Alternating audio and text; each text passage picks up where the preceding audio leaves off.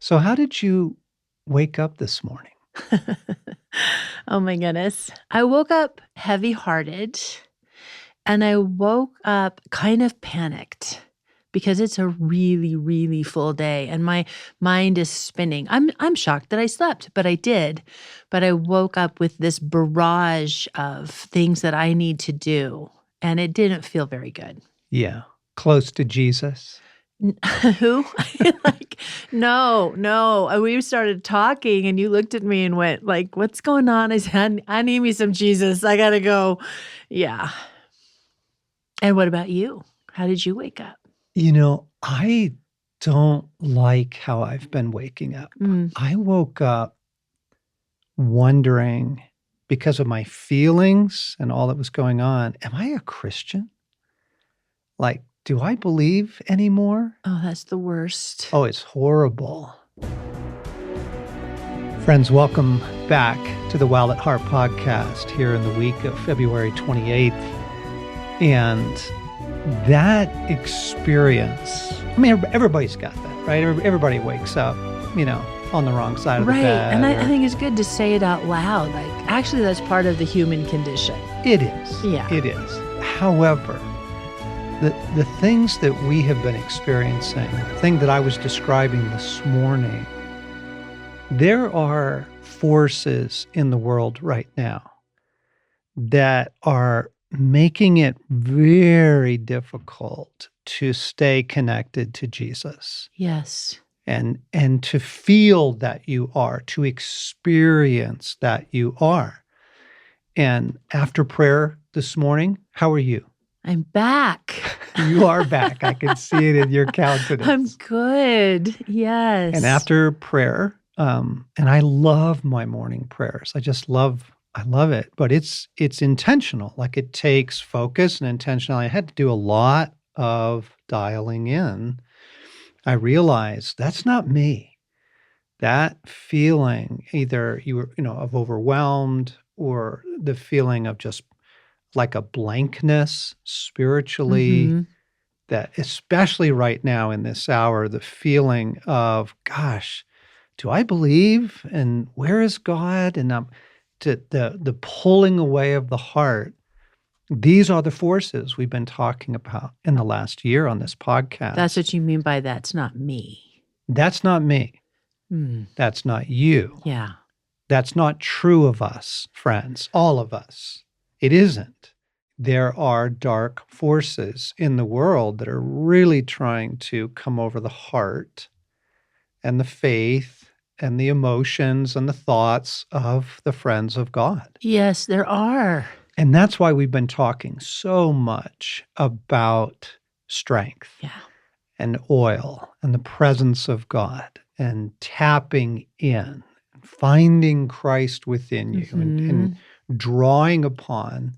And then just the practical question of, what are you doing on a daily basis to protect your intimacy with God, to protect your union, to cultivate and draw upon and drink from? And I mean, I just had to start saying this morning, Jesus in me, Mm. Jesus in me. Yeah.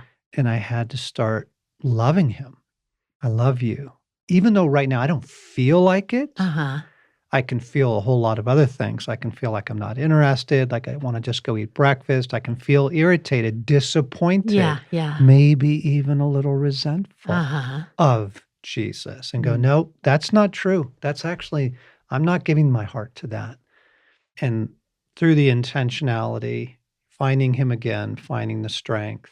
But as we've been talking about this over months and months and months now, I did find myself wondering something this week. It's the last couple of weeks. It's kind of been on my heart. Are we not being honest about the secret to it all? Are we not being true to what is true about life in God? Yeah. And it came back to me again with force when I was reading something else, and it quoted 2 Chronicles 16, "For the eyes of the Lord range throughout the earth to strengthen those whose hearts are fully committed to him. Wow. I was really stopped by that. Yeah. Because I just wonder sometimes if we've given a wrong impression. We talk so much about the care of God for our humanity, and he does. We talk so much about the importance of a life of the heart, and it's important, but there is a reality to life with God reflected in this passage and many like them as we are seeking the strength of God. Well, who is it that God strengthens? Does he strengthen everyone? The eyes of the Lord range throughout the earth to strengthen those whose hearts are fully given to him. It's so sobering and so important because I think of the other things that God does, that are unconditional. He pursues us to win us to himself. And grace and love, those are unconditional. They are. Always. They are available to every person at any time. Yes. But intimacy with God isn't. I'm going to say that again. Grace and love are unconditional, but intimacy with God isn't. Intimacy doesn't roll in on a tray. Intimacy takes a decision on our part, our pursuit of him. The verse, you will find me when you seek me with all your heart. We have a responsibility in seeking God and making time for him and making him a priority of our lives and all of it, all of it.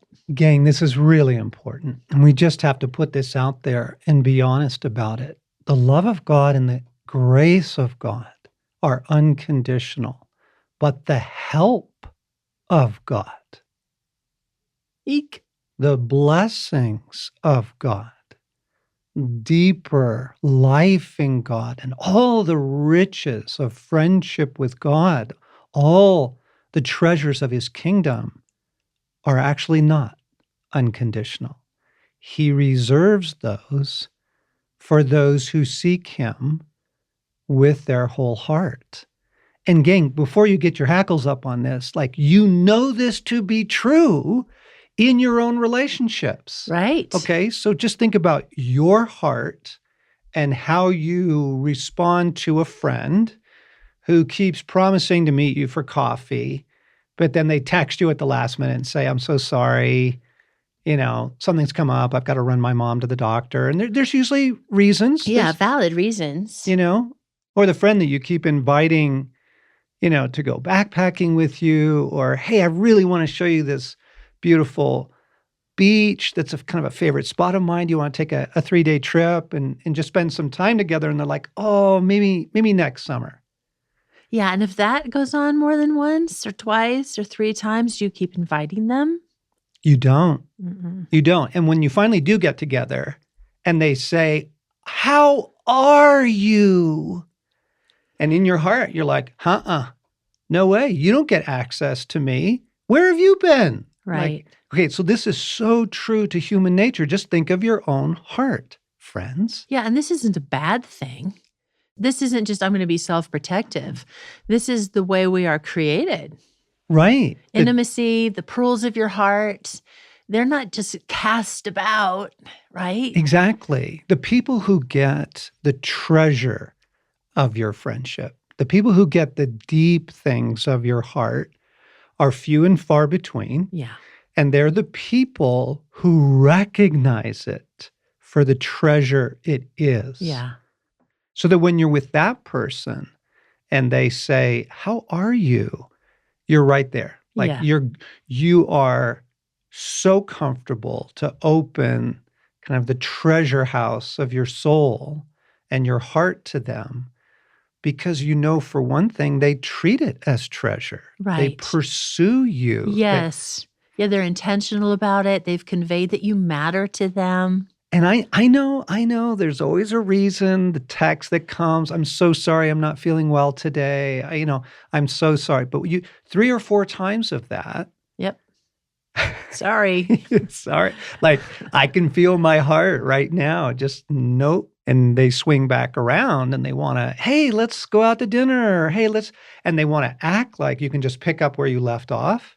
You go, that is not how love works. That's not how relationship, that's not how the heart works. Right. And we're not saying you don't forgive them for that. You do. But nonetheless, there is a separation. And it takes some time to rebuild confidence and trust and vulnerability. And they can, we are forgiving people, and you can recover lost ground in any relationship. You can. Marriages have to do this all the time. Yes. Several times in a year, right? The recovery of lost ground, etc. But gang, this is true of the heart of God. And so I just felt that we had to pause in our conversations and pursuit of a deeper life with God, of the Holy Spirit, of the strength, the oil, the resources that we do need in this hour. Yeah. Because I'm not the only one who's waking up feeling that stuff. Right. You're not the only one waking up feeling that. This is a really rough time to stay close to God. And we just need to name that. Like, there are forces in the world, spiritual forces in the world that are really trying to pull us away. Yeah. You could look at kind of the plot of the whole thing, the modern world and how it wore out the human soul before the pandemic, before the crazy, but then something like a global pandemic rolls through and it just depletes everyone. It burns up all your reserves in order to rally. And what's fascinating now, as we've mentioned before, now you can't get into a therapist. Right. Like they all it's have months of a waiting list. Yeah, 6-month waiting list. And the reason why is, as people begin to, quote, recover from all that we've been through, it puts you in touch with things that need to be dealt with. So, recent trauma puts you in touch with past trauma, for example. Yeah. So this is a time we need strength. We need oil. We need God. And we've been talking about how important it is to care for your humanity, how much he loves, how much he wants to nurture and offer himself. But we got to just be honest about the other side of that. The secret of life with God is that the treasures, the intimacy, and frankly, even just his help are for those who value it. Yeah. And I want to clarify something. Though as human beings, I know in my own heart, I'll feel a reservation when there is somebody who has pulled away or who once I was a priority in their lives and who have, for whatever reasons, have other priorities. And then when they come back, how I'll like, they got to kind of earn it a little bit more, the trust again. There's a degree to which I don't think that is God's heart. I think the first time we turn back to him and he says, I've missed you, he's full on there. He's not going, oh, you got to earn it again. However, like we're saying is to plumb the depths of his heart, the riches of his heart, that intimacy with him, that requires time and intent and grows. Like we want more with God. If we want more with God, then we have to create the space to pursue more with God. I think that's really beautifully put. I want to be the elephant in the room. Okay. And say the feelings that people have so quickly towards God, the feelings that I have so quickly towards God of, come on, where were you? Why didn't you come through? What the heck? All of that, which the enemy is really trying to jump on in this hour. Yes. Feelings of disappointment, feelings of disillusionment, feelings of betrayal. This is the desolation thing we've been talking about. We just have to be honest to say the help of God is for those who treasure God. Yeah. It just is. Now, does he come through for the one who doesn't even know him yet? He does. Yes, does he does. pursue us? Yes. Is he, he told us to forgive 70 times a day. Is he forgiving? He is. But we just need to be honest that you can't treat God as sort of a treasure. and then hope for his help. You can't regard him as optional. Do you see what I'm trying to get Oh, I at? do, but there's a part of me that goes, what do you mean he's not gonna help me unless. But then there's the other part where I go, this is incredibly hopeful. This is actually really encouraging because, you were saying before the strength that we want, that we need. I was thinking the life that we want, the life that Yes. we need. Well, that Yes. is found in one person, Yes. That's found in the Trinity. And Yes. there's more available. So this is incredibly hopeful in that when we are living with a dearth of strength or overwhelmed or just a heaviness, that's not the sentence even of our No. life or of our No. day even. No. When we turn to him, we Yes. release things to him, when we seek him. Yes. So the famous quote by Chesterton that Dallas Willard then, practically built a lifetime of teaching on was this.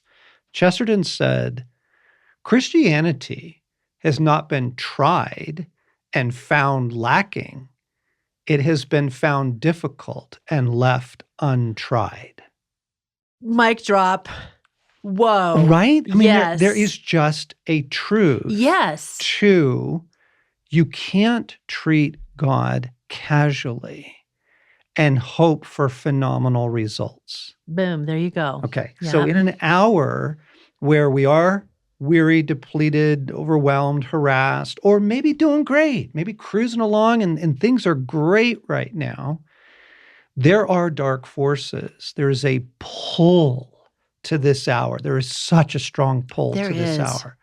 And the pull is to seek relief and happiness and things good again, with God sort of optional to that. Now, if he's helping, awesome. But if he's not, we're immediately irritated, feel abandoned, feel rejected, and we're just ready to drop him and go seek it on our own. Mm-hmm. So I've been thinking a lot about the counsel of Jesus for those of us living at the end of the age. Like, what does he say? How do you navigate times like these? And it's really quite sobering that when he's finishing his thoughts on this in Luke 17, he talks about, hey, it's going to be like the days of Noah. Everybody's going to be throwing parties and things are going to look completely fine. And suddenly I'm here and it's going to be like the days of Lot. And he uses these analogies, but then he says this, Luke 17:32, remember Lot's wife. Whoever tries to keep their life will lose it. Whoever loses their life will preserve it. Now, he's not referring primarily to martyrdom here. Mm-hmm. What he's talking about is where we go with our hearts in that moment. Remember Lot's wife. I want to go, holy cow. Do y'all remember that story? That is a really, really sobering story. It is. It is. They are given a chance of escape. The angels come. They warn Lot, get your entire family out of here now. And they try, he tries to get the fiancés of his daughters won't come. Right. So he grabs his daughter's wife. They all run out across the plain there.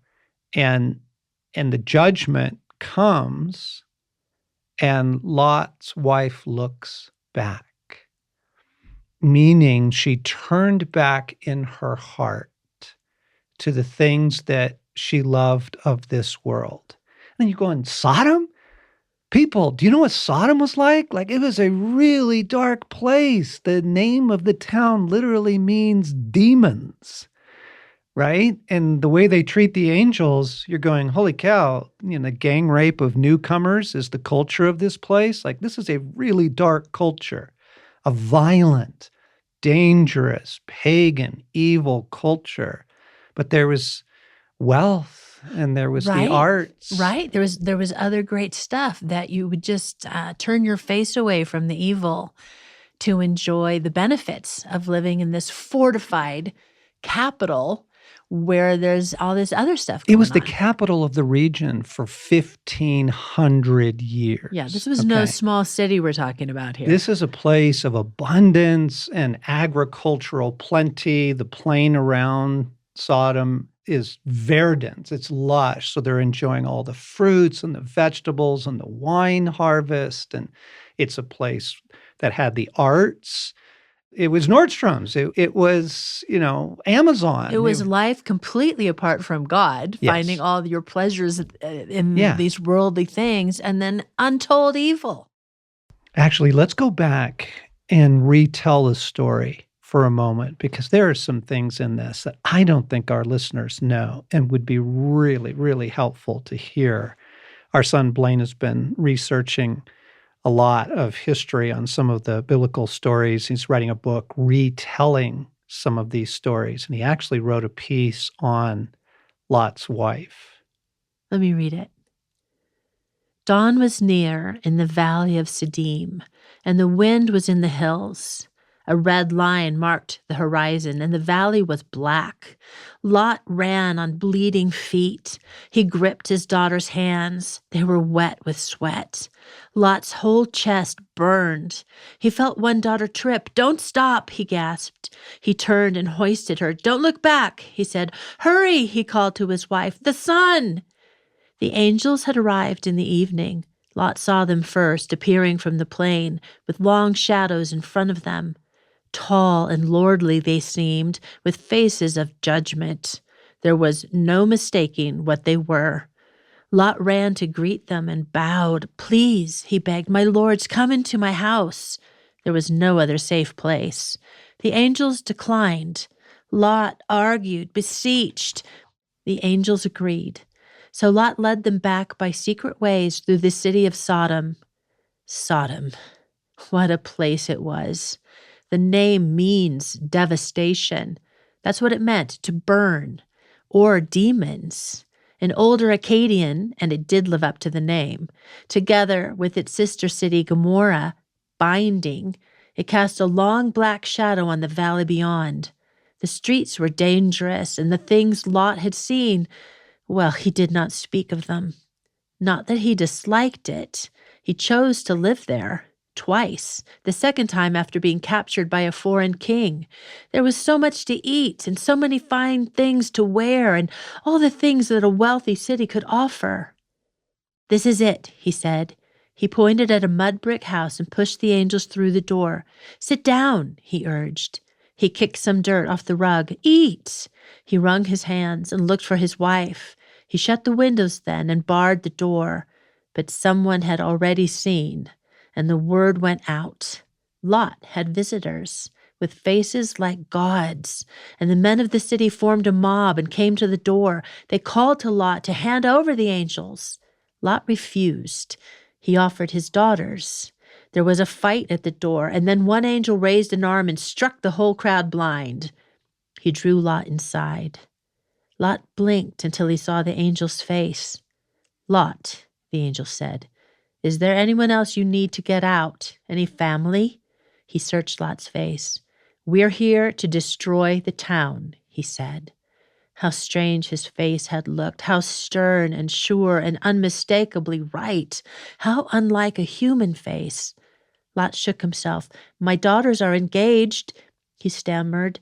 "The men." "Get them now," the angel commanded. Lot tried. He ran through the streets, past men and women with feral, hungry looks, all the way to his daughter's fiancés' homes. He pounded on the door. They appeared with sleep in their eyes and angry expressions. Lot urged and begged and cried, but the men wouldn't come. They didn't believe him. They never did. Lot left them, leering in the door. His daughters hid their eyes when he told them the news. "Go now," the angel said. "Go to the hills." Lot stopped. He looked sideways at his wife. She wouldn't like that. "Please," Lot dared. "There's a town nearby. It's an insignificant place. No trouble at all. Let us go there." The angel consented. "Go swiftly. Do not look back.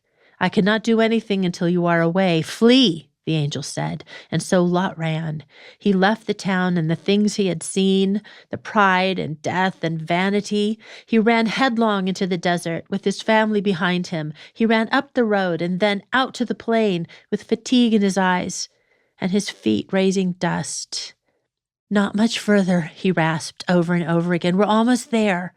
Until at last the sky was gray. The sun came up. Zoar was in front of them, little more than a well and a stable. Lot slowed and limped. Zoar, he panted. He squeezed his daughter's hands. We're here. He stepped ahead, and then abruptly he stopped, because with a roar like a huge shrieking eagle, the first stone hit. Lot pulled his daughters down, shouting for his wife. The sky blazed. Fire put strange shadows on the ground, and contrails of smoke divided the clouds. Lot had a daughter under either arm. He reached up desperately to grab his wife. The ocean sizzled and burned, and in the heat, hard winds of salt and rock strafed the hills. Get down! Lot screamed. He spread himself out to block the punishing heat. But in the cities of suffering, the brick walls turned to dust, and the pots melted to glass, and the fields burned away, and salt lay over it all. The fire was hot as the surface of the sun, the dirt petrified, and in a moment it was done. Huge black clouds of smoke rose up towards the tents of Abraham. Lot lifted his head.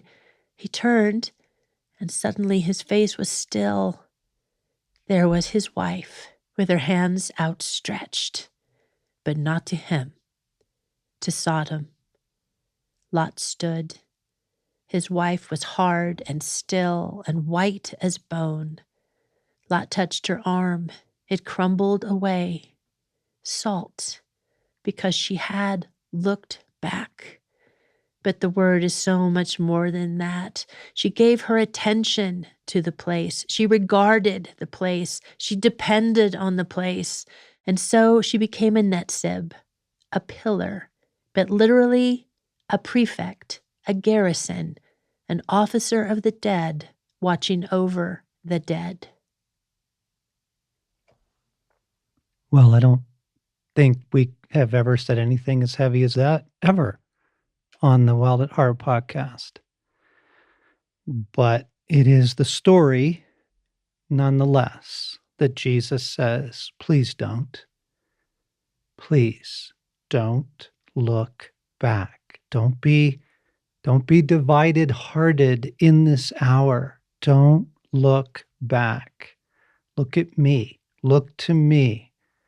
I'm the comfort you seek. I'm the love you seek. I'm the help you seek, even if it doesn't feel like it right now. Cling to me. Hold to me. Single-heartedness. Because the eyes of the Lord range throughout the earth to strengthen you who will be wholehearted. So she looks back with a divided heart. There it is. Yeah, It's the divided heart. Mm-hmm. That's the issue there, is that she's double-minded. Mm. And in the long story of God's pursuit of our hearts, from chapter 3 of Genesis all the way through the Old Testament, through the New Testament, and through the long story of God's pursuit of our hearts, from the Garden of Eden to this very moment and all the thousands of years in between, the issue, the battleground, the single thing he is most alarmed with, warns us about, urges us over, pleads in the prophets, right? Woos, is the lack of single-heartedness, right? It's double-mindedness. Jesus says, these people of his day honor me with their lips, but their hearts are far from me. And when I woke up this morning, that's what I was feeling. My heart was feeling very pulled away from God. And I have a choice in that moment. I need God. I need to push against the current, swim against the river, get to God again, because that's where safety is, and love, and the provision, and the blessing. Exactly. And for me, it was waking up with overwhelmed So much to do. Actually so much to do. But I was not tapping into the strength of God.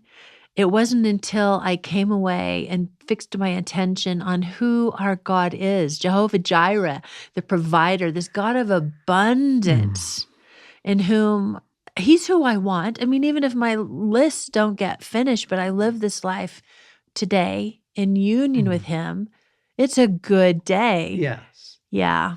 So Jesus also says in the Gospel of Luke, he says, ask me for the strength Yeah.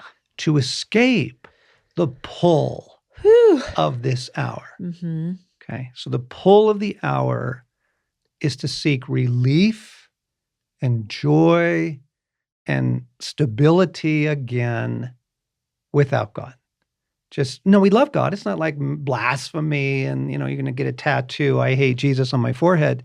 But it's that subtle turn of the heart that says, what I'm really interested in right now is this vacation I'm planning. What I'm really interested in is this job I want, this relationship I'm hoping will come through. Good things, but the battle for the human heart is what will we give our heart over to? Oh, that's it.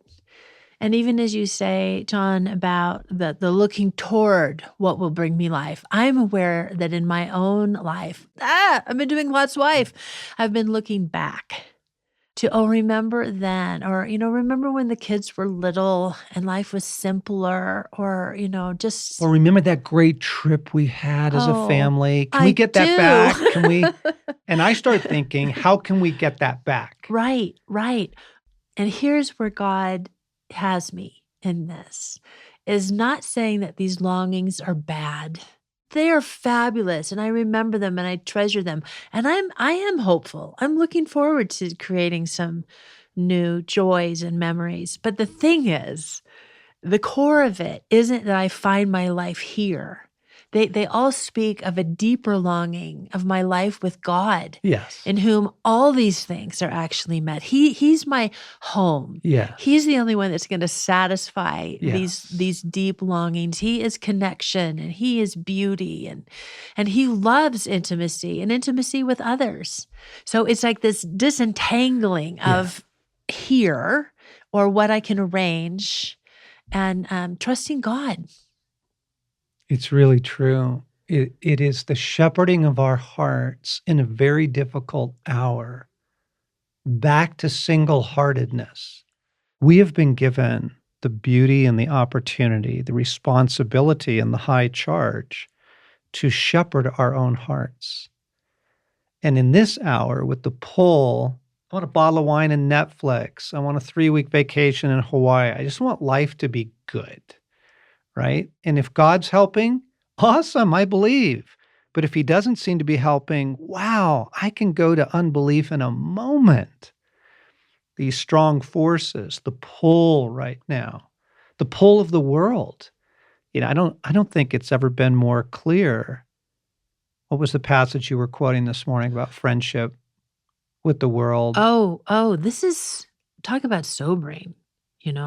This is from 1 John 2. This is 15 through 17. Let me just read the whole passage. Do not love the world or anything in the world. If anyone loves the world, love for the Father is not in them. For everything in the world, the lust of the flesh, the lust of the eyes, and the pride of life, comes not from the Father, but from the world. The world and its desires pass away, but whoever does the will of God lives forever. Okay, so again, we've got to quickly catch people, because this passage does not mean do not love nature. Right. That's not what it means do by not the love world. people. Doesn't mean that. No, it doesn't mean don't love your hopes for the future, what the career you want for your children or whatever it is. No, it's not. It's saying that the world, as it's being used in this passage, is the system that's trying to recreate Eden apart from God. So anywhere and everywhere you see that, we can make life work without God. And I was warning folks back, when the pandemic was at its height and, first height in 2020. And I said, look, This is a phenomenal opportunity for a revival to take place. Yes. People do not seek God when their life is great. They seek God when they need help. Okay. And so if the world fixes its problems one more time without God, that is not a good thing because it just entrenches that whole belief. Yeah, where's my Savior? Yeah, we can make it work, gang. We can pull ourselves out of this. And it's a very John Lennon kind of view of the world. We don't need God. We don't need religion. We don't need any of that stuff. We can live in a world where we're all just loving one another and everything's beautiful. And you go, no, you can't. Have you been around humanity? Like that does not work. We desperately need the only one who can fix the human race, the only one who can fix the future. And so when it says don't love the world, it's talking about that system of we can make life work without God. And then all the little comforts and the attitudes and the values that go with that. Okay. So that's what Lot's wife turned back to. In her double-mindedness. Her heart was not fully given over to Yahweh. Right. Her heart was split between that and the comforts and the pleasures and the values and the attitudes and the news shows of this world. And we get it, gang. We get it. We get it. But what we're just trying to say is God is ready to offer his help. He is ready to strengthen those whose hearts are fully given over to him. And so this morning for me, the cloud I was under was pretty awful. And I just had to begin with, I love you. Nope, I love you, God. I love you. I am not a double-minded person. I'm not. No, I love you. I love you. I seek you. And it took a while into my prayers for any of my feelings to change. But as I pressed in, it's like, oh my gosh, I'm coming out from under this riptide or being in a strong current. That's just pulling me towards unbelief or come on, God, where are you? Resentment. I mean, the enemy is trying so hard to desecrate the temple right now, which is the hearts of God's people. Go, no, no, no. I choose single-heartedness. I choose it in this moment because I need your help, God. I love you and I need your help. I want you. I want your strength. I want intimacy. I want the treasures of the kingdom. And desperately, right? More desperately now than probably at any other time in our life, which is saying a lot. One of the things that I love about this, John, and what I love about God is the whole we love because he first loved us. And so it's a response. And the more we press into God, the more we see him as he truly is, the more we love him. Yes. So it was part of what sounded this alarm bell for me of, are we being honest with our listeners? That was kind of the whole genesis of this conversation was, in all of our pursuit of well-being, are we being honest with people? Are we telling them, hey, this is what it is? Yeah, this actually requires something of you. Well, the eyes of the Lord range throughout the earth, so he's looking to offer help to strengthen those whose hearts are fully committed to him. Like he wants he does to help. And so I was listening to another podcast and they quoted this beautiful line from Thomas à Kempis. And this is what began to wake me up. It was just like this reminder. He said, above all things and in all things, O my soul, rest always in God. In other words, like, where's your comfort place? Where's your place of security? Where is your safe harbor? For he is the everlasting rest of the saints. Grant, most sweet and loving Jesus, that I may seek my repose in you, my well-being, my satisfaction, my comfort right now. That's what he means by the word repose. For My heart cannot rest or be fully content until, rising above all gifts and every created thing, it rests in you. In other words, I choose you, God.